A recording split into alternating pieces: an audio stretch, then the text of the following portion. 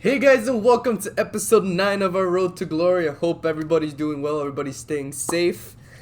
And yeah, so what we have here for you today is one of those filler episodes, but a lot of packs. We're going to end up doing a lot of different SBCs, going to be collecting squad battle rewards, and we're also going to do a huge change up to our team because the market is atrocious.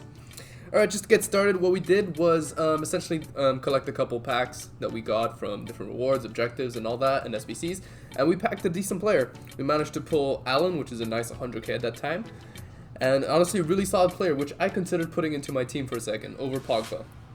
You're probably going to say, why would you do that? Pogba is, untradeable for you, and he's, 5-star skiller and all that. Yeah, but I don't know, for me, Pogba his work rates doesn't necessarily work well always. Like, a lot of times he leaves Thomas Partey or Kante in the back, by themselves. And that's just not going to work out for me in the long run, especially if we're going to play division rivals at a higher level, as well as for Champions Weekend League and all that. We're just going to get demolished by counterattacks. We also picked up our, I think, Team of the Week, untradeable Team of the Week, guaranteed pack thing. We packed Sigurdsson.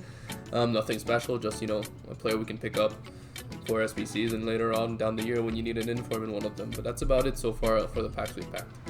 There was also the Haaland versus João Felix challenge sort of thing, and nobody really knows what's going on with because the rewards are pretty confusing.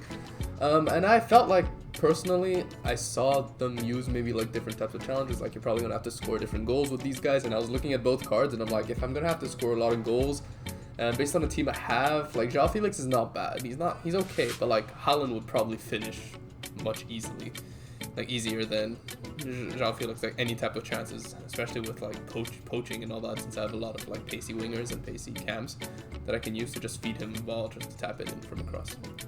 Which is why I chose Haaland, and not that I have a preference over one or the other. On a personal level, I think I'd prefer João Felix just because of what Haaland did to PSG, but we don't talk about that. That aside, so yeah, we signed a couple players to our team, just to keep you guys updated with how the team's going. I'm also showing you all my transfers and all that, just so you guys can see where all my coins are coming from.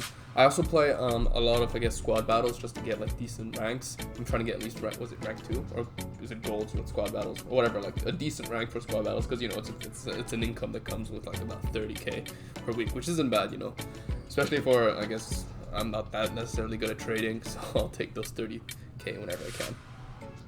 But yeah, so in this episode, this was filmed, I think, roughly 3 days ago. And so therefore, the market's been absolutely atrocious, as you guys probably know, for the last week. Everything's been going down. Everything's going down. It's just really, demotivating when you're trying to invest in things.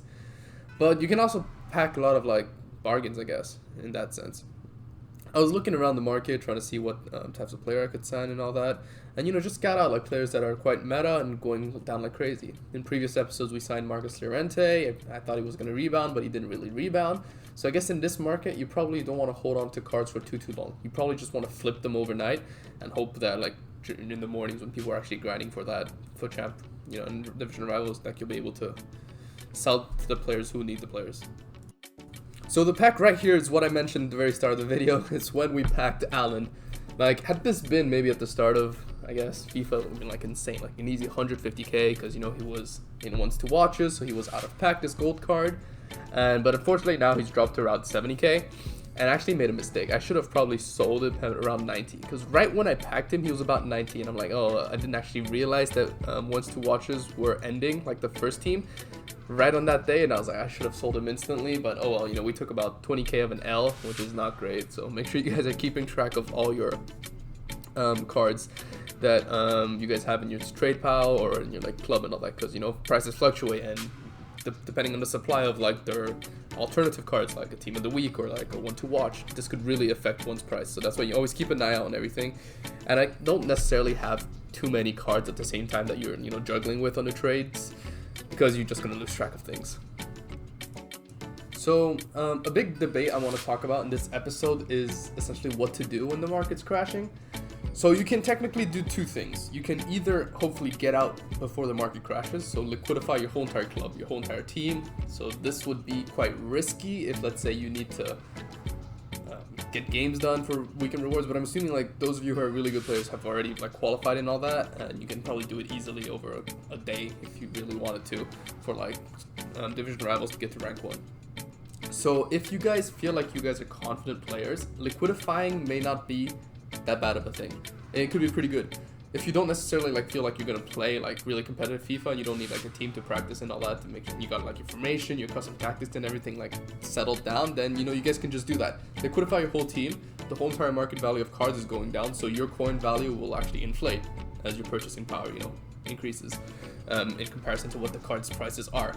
So you should do that. Like if you guys have, I guess, a big enough amount of coins that you guys are okay with, you guys should probably liquefy like for a while and maybe a week, and then at the end of the week, maybe right after the weekend league, so maybe skip a weekend league, purchase everything then, and then you'll be like set for the rest of the year because you'll have much higher inflation in coins. You can purchase a bunch of players, because I've had like especially the high-end players are like gold cards are just decreasing like crazy, like 20% and all that, so you can pick up a lot of bargains for the long run.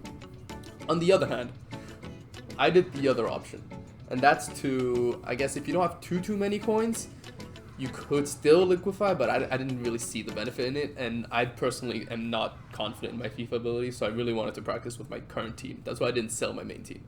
I sold everything else on the bench and stuff that wasn't too useful to me to get as much like coins as possible, and then I just mass invested. As you guys can see in this episode, we end up investing in 2 main players with 1, I guess, X factor. What is also really useful is, especially during like, this was early market crash, so within the first 2 days, I did as many SBCs as I could to get as many packs and get as many players as I could. Because I had a lot of untradables from previous SBCs, and these are essentially like free. What are some SBCs we did today? We did the, what were they called? The Newcomers SBC. We also did James Rodriguez's SBC at the very start, so the first couple packs they were from that. I don't think I actually like showed you guys the card in this episode, but yes, he's on our bench. He comes on as a super sub, let's say for controlling a game, and he just controls the ball up front. He's not pacey, so I don't necessarily bring him on if I'm losing. And then we did a couple other SBCs. I don't remember what they were called, like whether it was like Odegaard or like Osimhen or something like that. One of the other SBCs for the ones to watch as players. So essentially, that's how I got so many packs for this episode, and these are from like over like 2 to 3 days, so it's probably around like 10-15 packs. And this therefore gave me quite a big coin base, which I could then use for investing.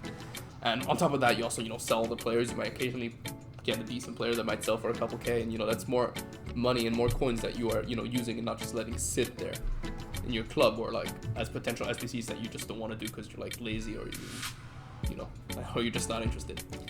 But yeah, so apart from Allen, there wasn't nothing too crazy. I mean, I guess we're not going to expect like the same pack look from episode 8 where we packed 1 million plus coins and players and all that, but it's always nice adrenaline when you get like boards or like walkout, but none of that really in this episode apart from Allen at the very start, which is sad, but hey, to have ups you need to have downs, right? So it's just part of life. So we move on. But yeah, so I'm going to move on now to the actual investments I did.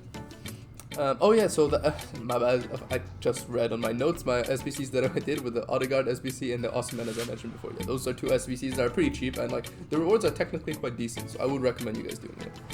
But yeah, so for investments this week, what did we do? We invested a lot in 2 main players. I picked up, first of all, Manolas, because for me, I've come up against him a couple times. He's been alright, like, it's hard to counterattack with through balls against him because he's quite fast with like 80-something pace and quite usable in a very usable league. You pair him up with like Koulibaly or like De Ligt or something, and that's like, your defense set if you're playing the Serie A league. And so I personally felt like this was a player that was going to somewhat rebound or like at least flip overnight. And so I invested in, I think, around 6 or 7 of them at around 5K. The truth is they did rebound a bit overnight, and I sold them the next morning, but flipped around, I think, 300 coins on each one, which wasn't great. But when you're investing with like 5K players, it's in a market crash. It's it is what it is. Like, we're not taking an L, so I don't technically mind too much. The next player we picked up was I'll move on first to the 1 to watch player I picked up, because 1s to watches are coming out of packs somewhat soon. And I wanted to get in potentially before like the craze happens and everybody starts, mass buying them before it ends. But then my coin balance was not very high. I was considering selling like a big player like Kante or something. He's an absolute beast, but you know, we kind of needed the coins to potentially invest if we wanted to invest. And I was like, do I sell Kante to invest in ones to watchers? I was like, market crash is really unpredictable, and I don't necessarily recommend holding on to cards for more than like 2 or 3 days. So in the end, I decided not to, and therefore I only picked up one ones to watch card. This was also during, I guess, whilst like, you know, games are being played in real life. So I was looking at different games. I watched the PSG game. Florenzi played absolutely incredibly, and so I chose to pick a Florenzi up at like 20k. And fun thing is that like this is 3 days later, he actually ends up getting a team of the week. So he does get the upgrade, but I sell him for I think around 5k profit, and I didn't want to risk anymore. Like 5k is decent for me. Like I'll just take it. Gives me more, you know, coins to play with. So now we are approaching the end of these SBC challenges, rewards, and packs and all that. And we're essentially coming to the squad battle rewards, which this week we hit gold 1. Which is not too bad, honestly, for squad battles being something quite casual you play on the sides. Technically, I don't necessarily play squad battles unless there's an objective. For instance, the objectives for Haaland were based off squad battle things, which I do off camera, and I actually end up doing this for our next episode. I'll show you the rewards for in the next episode. I also did a couple other things. Essentially, what I'm trying to get at is when I do squad battles, it's not just for doing squad battles and getting points. I do it whilst doing something else at the same time. So it's something on the side. So therefore, to hit gold 1, I'm actually pretty somewhat decent happy. Because you get a premium gold pack, premium mixed players pack, and a jumbo premium gold pack, something like that. And I think around like 12,000 coins or something. So it wasn't too bad at this rank. So I'm like, you know, it's packs and all that. Do we pack anything good from here? Then nothing really too, you know, crazy. Just I think a Sule from Bayern, and that's about it really. Maybe another Grimaldo I think as untradeable, but oh well. Besides that, we move on to trading, and here I'm showing you the player I'm looking to invest in, Yannick Carrasco. For me, Yannick Carrasco, he was around 12k when FIFA just started, or like week 1.5 and maybe into 2 like of FIFA, and now he's dropped to 1.4, 1.5, and I was like, what is this? This is insane. This market's insane. So here's the risk I took. I decided to fully invest everything into Yannick Carrasco.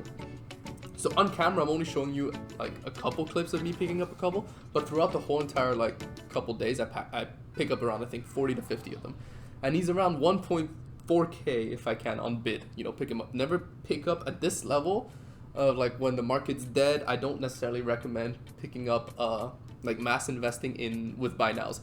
If you buy now, if you use the buy now option, it's just for sniping, which you should be already sniping at a lower value, like considering EA tax and all that, which is 5%.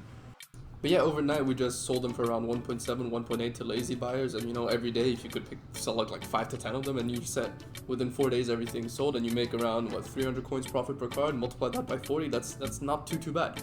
But yeah, so we ended up also selling a huge player. We sold Kante to invest in a bunch of players. We bought Aubameyang, Mendy, and Hazard, because those are going to be important players to our team and really like makes our team stronger. So I think it was worth sacrificing one to like improve 3 aspects. Anyways, hope you guys enjoyed this video. Everybody stay safe. Peace out. Catch you in the next one.